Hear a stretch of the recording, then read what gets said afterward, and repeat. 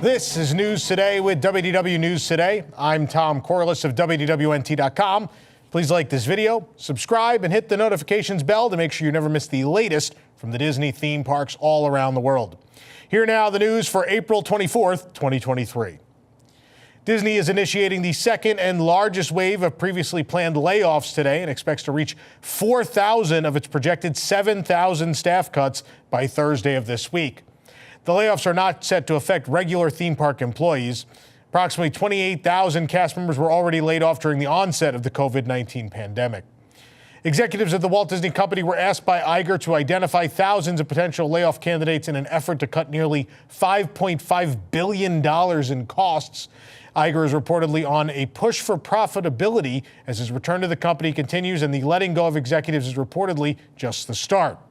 The first round of layoffs began in late March, and the company's restructuring comes after previous CEO Bob Chapek was fired last November. And man, that still doesn't get old saying that. An additional final round will take effect before the start of summer 2023. The Central Florida Tourism Oversight District Board has released a document outlining the reasons why they plan to declare Disney's final development agreement with Reedy Creek null and void. The Central Florida Tourism Oversight District Board, formerly known as the Reedy Creek Improvement District, will meet on Wednesday to declare the February 8, 2023 development agreement and declaration of restrictive covenants created by the Reedy Creek Improvement District and Walt Disney Parks and Resorts void and unenforceable. Before this meeting takes place, the board publicly released legislative findings, including their reasoning for nullifying the February 8th agreements. Most of their arguments stem from the fact that the legal counsel discovered a deficiency in required notification. They state legal issues with Reedy Creek posting notices of the new developer agreement, including both timing and reaching all interested parties. They claim Disney's announcements regarding changes to Reedy Creek legal agreements were not sufficient to appease the law. Prior to the January 25th and February 8th board meetings, the district published notices of intent to consider a development agreement in the Orlando Sentinel. The notices were published on January 18th and 27th, respectively. The Orlando Sentinel is a newspaper of general circulation and readership in both Orange and Osceola counties, and such notices published in the newspaper did not fully inform the public or other property owners of the purposes of the contents of the development agreement and how other property owners and the taxpayers of the district were affected by such proposed agreement.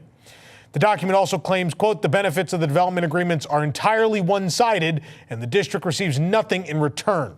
The board claims that the only potential benefit the district in the development agreement is that when Disney obligates the district to construct public facilities that require land that Disney owns, Disney will not request payment for the land in excess of fair market value. The last page of the legislative findings, point 92, states, quote, neither the development agreement nor the restrictive covenants are in the best interest of the district or the taxpayers or public, and the board has no desire to readopt or ratify such instruments. If you'd like to read the full document, you can find it on our website. The information regarding Reedy Creek begins in the section labeled 8.1.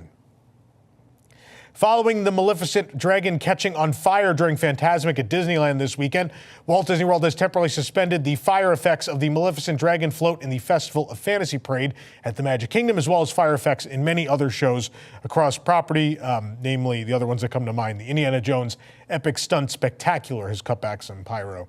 Disney said in a statement that they are, quote, temporarily suspending fire effects similar to those used in Disneyland Parks Fantasmic at select shows and entertainment experiences globally out of an abundance of caution. That means at Disneyland Paris, their Maleficent dragon float in their parade will not be breathing fire either. There will be no changes to Fantasmic at Hollywood Studios, though, as their fire effects are quite different from those at Disneyland in that they're very old and have never been updated. The Maleficent dragon float, of course, usually breathes fire periodically in the parade. The Maleficent dragon float, of course, had a similar incident back in 2018 when its head caught on fire. The fire was put out quickly, but the float was missing for about 9 months, which we thought at the time would be its longest break. But of course, then COVID-19 happened. But it is these Maleficent dragons continuing to catch on fire. What a wild, wild, wild thing. It's unclear when Fantasmic will return at Disneyland. Obviously, the dragon was completely destroyed, and we'll have to wait and see what happens with the show out there. During our visit to the Magic Kingdom, we observed that the banners featuring Mary Blair's concept art from Cinderella have been taken down and replaced with updated versions of the pre-50th anniversary celebration banners. The blue, purple, and gold banners look vibrant and refreshed, and these have the same graphic that was there before the 50th But now, of course, as we slowly remove the 50th, these things all have to go away. Of course, they are preparing in the moat to drain that so they can remove the rest of the decorations from Cinderella Castle. I am stunned that it is taking this long to remove the 50th anniversary. A couple nights ago at the boardwalk, I noticed there's 50th banners still up, and I'm like, how did it take you 10 minutes to take those down? I don't know what is going on. That 3.5 weeks later, like the castle, sure, but there's so much little stuff still up, and we still got the 50th icons on the Fab 50 character statues. And you know, when I'd hate to be this guy, I'm going to be the old man yelling at clouds for a second. When I was a kid, we used to come Thanksgiving week, and they would literally decorate all of property for Christmas overnight. That meant every hotel, every shop, every restaurant, every park, everything was done in one night. We now can't remove 50th anniversary decorations in the course of 3.5 weeks. It's kind of crazy. This program is brought to you by our official travel agent sponsor, Be Our Guest Vacations. Your dream vacation begins with Be Our Guest Vacations and their concierge team of expert vacation planners. The best part is all of their services are 100% free. Head on over to beourguestvacations.com/WDWNT, and the team will design your next magical trip from the Walt Disney World and Disneyland resorts to aboard the Disney Cruise Line to Adventures by Disney and more. Disney Parks has shared a short video about the famous Hatbox ghost of the Haunted Mansion, teasing the ghost is coming soon to the Magic Kingdom version of the ride. An exact date for the Hatbox Ghost's arrival at Magic Kingdom has not yet been announced, but he's scheduled to materialize this year, and many think likely before Halloween. Personally, again, no source on this or anything, wild guess. I'm going to guess when the movie comes out. Haunted Mansion movie coming out this summer, and Hatbox Ghost is very much in it, according to the trailer, so that's what my money's on. But of course, the Hatbox Ghost was in the original Disneyland Haunted Mansion on opening day. It didn't quite work as well as Imagineers had hoped, so they ripped it out just days later. And there was mysteries for many years about if it existed or not. I remember very clearly, probably a little over a decade ago, when the Disney fandom online sort of discovered photographic proof of its existence and what a cool moment that was. And then to follow that chain of events to them eventually adding the Hatbox Ghost back at Disneyland in 2015. Very cool thing, and now it's also very cool that it will finally come to Florida. A group of guests were caught cooling off and drinking in the France Pavilion water fountain at EPCOT in a new viral video. Shayna Reed, or Magic by Shayna on TikTok, shared her video of the incident. 2 guests were fully lounging in the fountain while a third was standing in it. They seem to be part of a larger group, all wearing matching purple tank tops. You can watch the video on our site. Reed didn't know if the guests were caught by cast members. Such behavior, of course, could lead to being ejected from the theme parks or permanently banned from Walt Disney World. From what we heard from people that looked into it further, we didn't feel the need to, but apparently a lot of the dance groups are in town for the competition, which is a pretty regular thing here at Walt Disney World. This is some team from Alberta, some dance team from Alberta, which... You know, Canadians known for their kindness, so somewhat surprising, but this is pretty wild, and I'm so curious as to how long it took for them to get pulled out of that fountain, but we may never know. We'll keep an eye on the police reports. Maybe in a couple weeks we'll find out. Moana has arrived at Disney's Animal Kingdom for Earth Day and the park's 25th anniversary. The new Moana meet and greet can be found on Discovery Island. It is set to stick around, though, long after the celebration is over. It is a permanent offering. Moana is meeting guests at Character Landing, a former Discovery riverboat station from when the park opened. That's right, there was a boat ride, folks. And in the past, has also housed a Winnie the Pooh and Friends meet and greet back when I was a young lad, and a Pocahontas meet and greet in later years. And as you enter the queue, you'll notice they have some Moana music playing, but also music just with a Hawaiian and Pacific Island inspiration as well. Very nice loop, very enjoyable. The space is now decorated with banners reminiscent of those seen in Moana, but these depict scenes and iconography from the main character's journey. Her animal companions, Pua and Heihei, are pictured on banners, and other images include the seashell that young Moana finds early in the film, Maui's hook, Moana's boat, and the ocean waves. And behind Moana is a shell-shaped tapestry depicting boats and her grandmother's manta ray spirit passing through the ocean in front of the island of Motunui. This is Moana's first regular meet and greet at Walt Disney World. She also appears in the Disney Adventure Friends Cavalcade at the Magic Kingdom and has had meet and greets during Run Disney races and as well at some after-hour parties at the Magic Kingdom. In the meet and greet, Moana wears the necklace she stored the heart of Te-Fiti in. And according to My Disney Experience, Moana will be greeting guests starting at 9:15 a.m. daily. Her final greeting time will start at 3:50 p.m. and end at 4:30. The lines were very long this weekend, so I recommend rope dropping it. Get there as quickly and as soon as you possibly can. If you want to watch our meet with Moana, you could do so right here on the channel. It's very cute. Our reporter, Nana, shared a dance with Moana. It's very touching.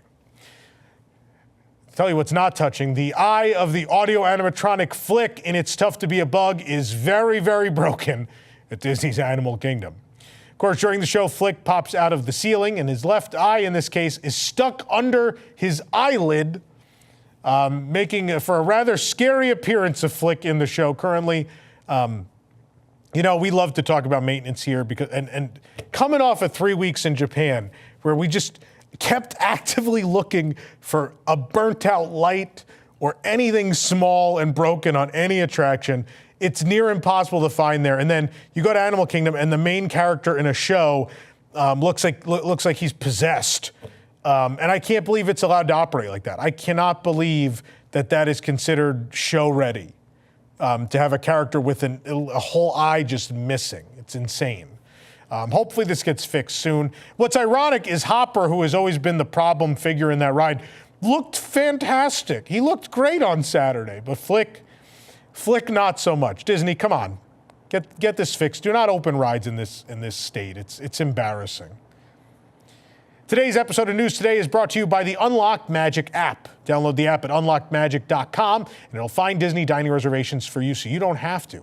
Just put in the request and wait for the app to send you notice that a reservation is now available, and then you can book it. You can schedule the app to search for reservations beyond the 60-day window, so as soon as they become available, it's searching for you. It offers unlimited dining reservation finder requests for only $5.99. You can download the app from the link in our description and use code WDWNT for a 30-day free trial. The app also shows DVC room availability, attraction wait times, discounted tickets, crowd calendars, and exclusive community chats. So head on over to unlockedmagic.com.